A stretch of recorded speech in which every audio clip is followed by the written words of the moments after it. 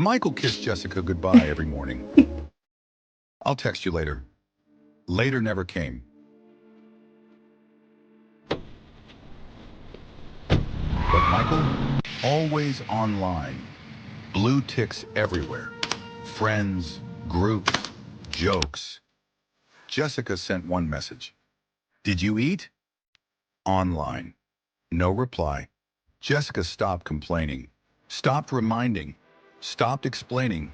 She started competing with a phone she could never beat. One night she asked, Michael, do you hear me when I talk? Michael, eyes on his phone. Mm-hmm. Jessica changed her name in Michael's phone. From my wife to bank alert. 2 minutes later, ping Michael. Yes, babe, I'm here. Jessica replied, electricity. Silence. Over dinner, Jessica asked calmly, Michael, do you know what hurts a woman the most? Michael laughed. High grocery prices. Jessica smiled. Being ignored by the person who promised to never ignore her. Michael didn't sleep that night. Michael realized his phone knew him better than his wife. His friends heard his voice more than Jessica. His energy went everywhere, except home. He wasn't cheating, but he was abandoning his marriage. So Michael made a decision.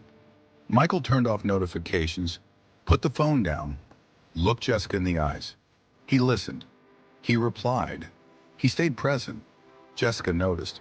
Not because he said sorry, but because he changed. Then one morning, Michael checked his phone. Jessica's contact name had changed. From bank alert back to my husband. No speech, no drama, just healing. Marriage doesn't end loudly, it ends through neglect. If you have time for your phone, you have time for your partner. Tag someone who needs to see this. Being online is easy. Being present is love. Phones are replacing marriages silently. If this touched you, share it.